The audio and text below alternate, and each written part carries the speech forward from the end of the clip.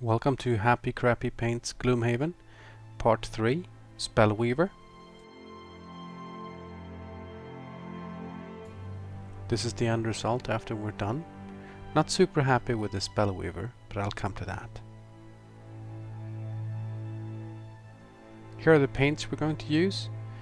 It's a little bit fewer paints than the previous minis.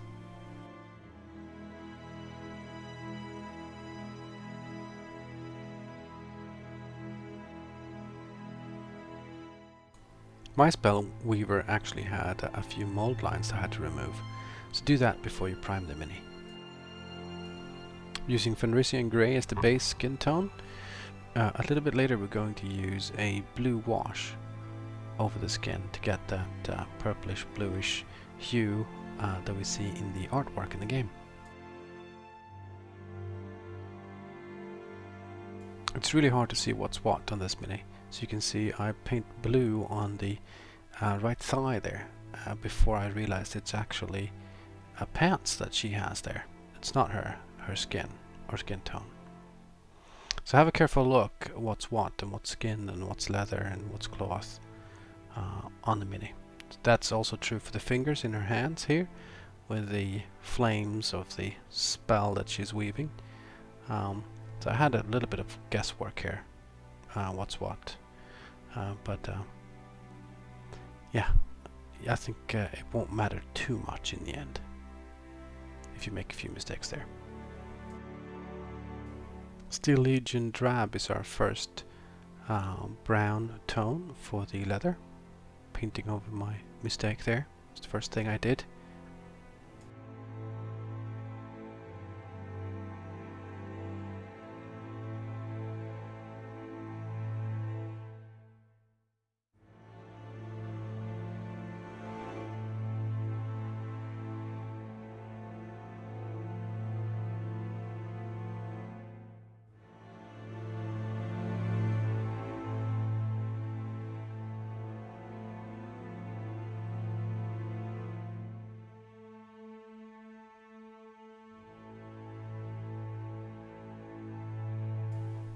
For simplicity's sake, I decided to also use Steel Legion for the belt as well. Normally I try to use two or maybe three tones of brown just to make the mini interesting, but in the interest of speed and also reducing the number of colors that I use on each mini, I decided to continue with Steel Legion Drab. Here's another example of how difficult it is to see what's what on this mini. I decided that that's a purse and to also make it brown. You could make it like a black purse or a different tone. Zandri Dust is the second tone, but I promise only two tones of brown for this mini that I used on her pants and also on her chest armor.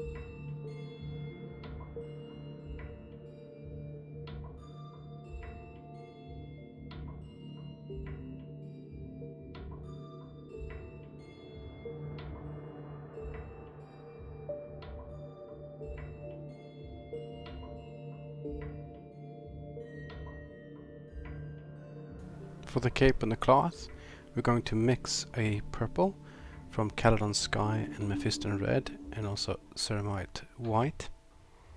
I chose to mix a purple simply because I don't have a purple. So do what I do here, mix an equal amount of blue and red and then add white to your liking.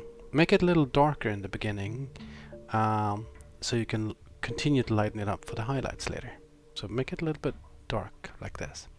If you want a more vibrant purple, you need to pick another blue than Caledon Sky.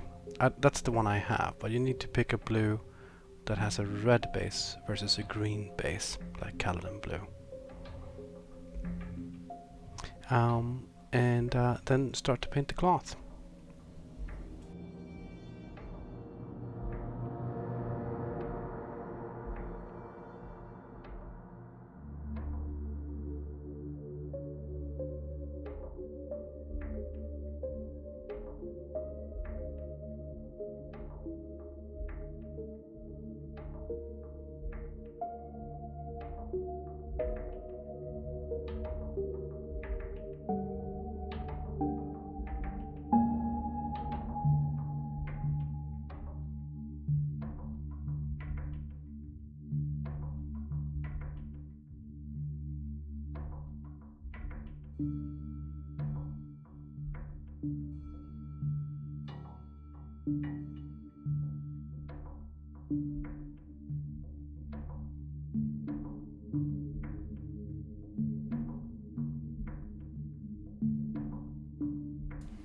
After the purple have dried completely, start with the highlights.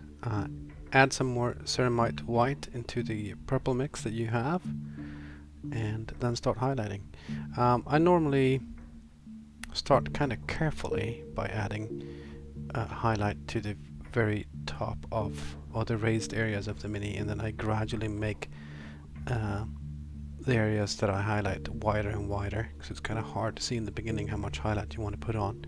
So you can see that I'm actually going back and to areas I've already painted and adding more highlight than was there in the beginning. So that's a tip that I can recommend you do as well. Just to start small and then add more and more.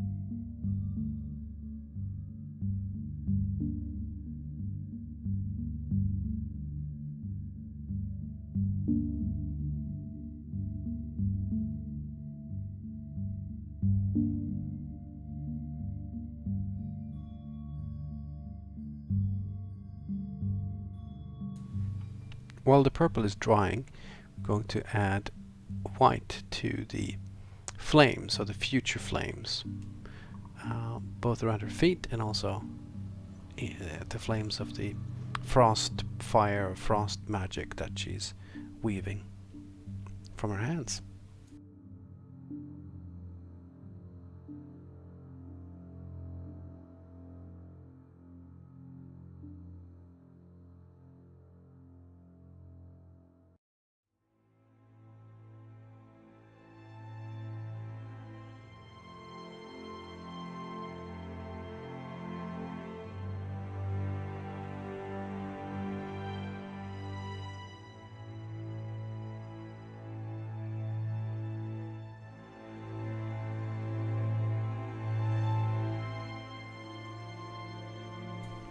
We're also painting the crystals white, both on her arms and the one or the few on her chest, and then also her head.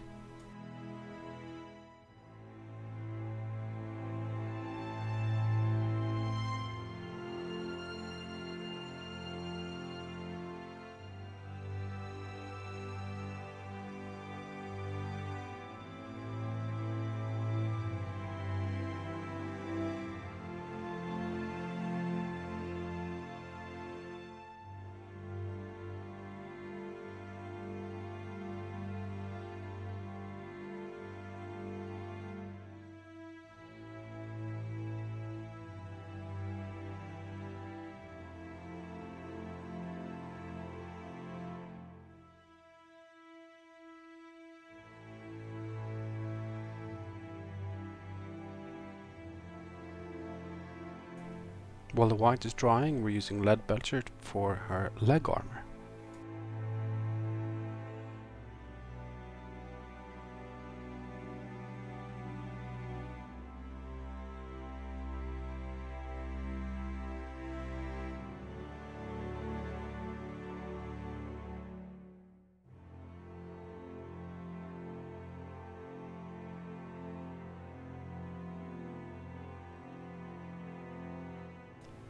We're using wash of Druichii Violet to blend the purple colors together and also give really nice depth to her cloak. I failed, of course, to keep the footage of this, but this is the end result after applying the wash.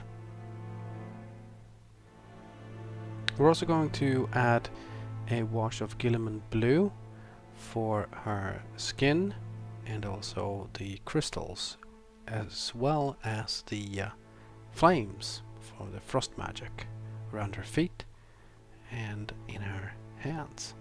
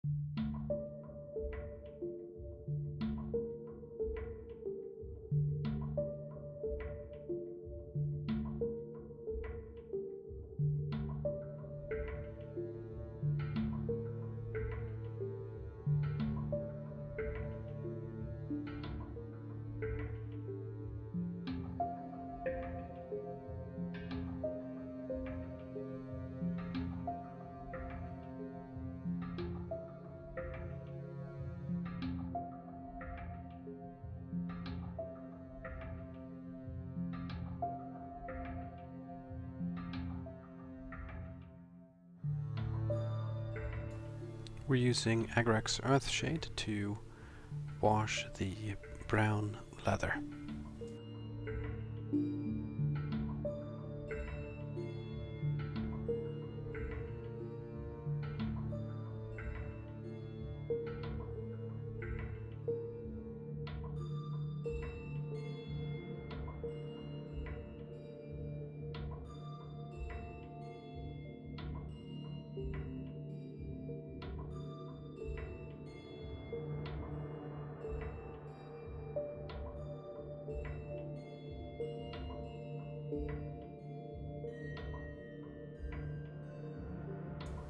Here I'm just demonstrating the use of a wet palette and how useful it is when you're mixing your own colors. You could just easily, after an hour or so, just pick up and continue where you are without having to mix the exact same tone a second time. So now I'm just using the highlight color that I used before to bring the edges of what I previously highlighted back up again.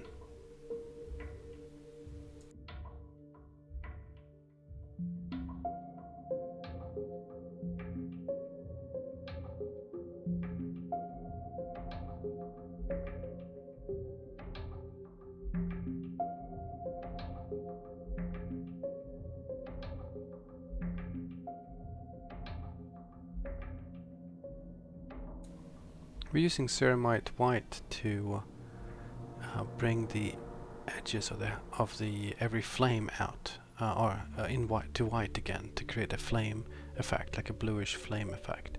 This is actually what I'm least happy with in the mini. It didn't actually come out well. I didn't spend enough time here, so I might, if I feel like I have the time, go back and add more white and let less or a less amount of blue show through, specifically in the flames from her hands. The around the feet actually turned out better than the flames around her hands. But other than that, I thought the Spellweaver actually came out okay. I really had a problem finding or figuring out a good color scheme for the mini. That's why it's been taking so long for me to record this video. I've been not really having any good ideas on how to do this. And then I just figured to do it anyway.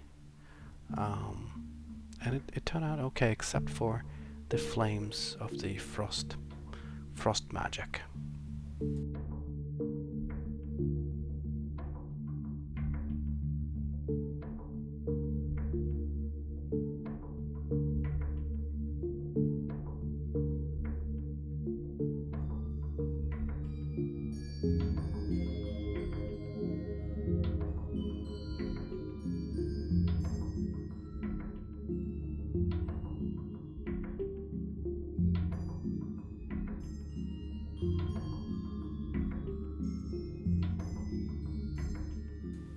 A little bit of highlight with Fenrisian Grey on her skin tone in the face and on the top of her arms.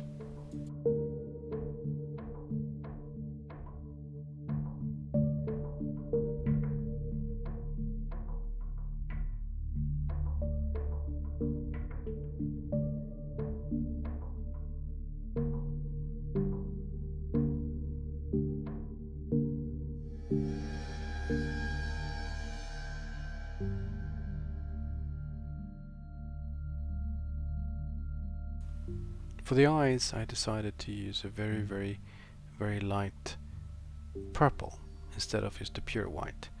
It didn't turn out so well, so you might as well use just ceramite white for the eyes.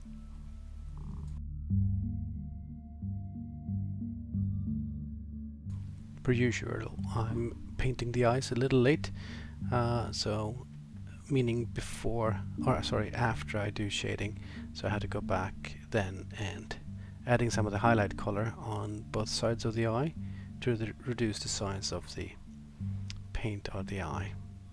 You should really paint the eye before you apply your wash, that for the very best result.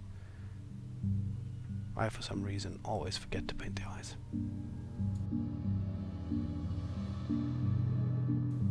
We're using Zandri Dust as the highlight color for the leather. You could, if you wish, just add a little ceramite white to Steel Legion Drab and use that as your highlight color. Works as well.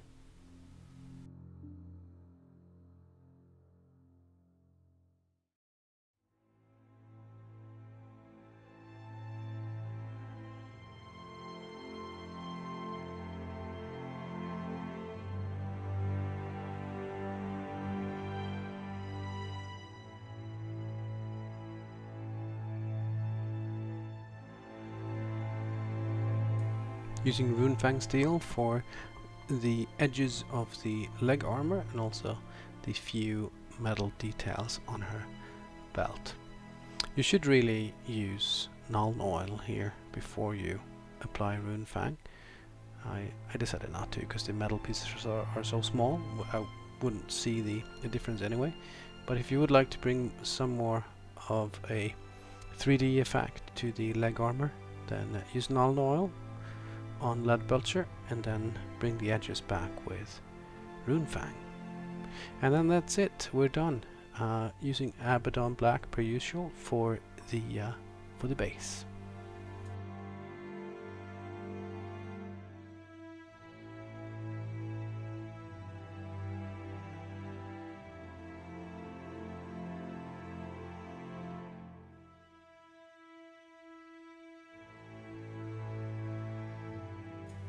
And this is it, the end result. Thanks for watching.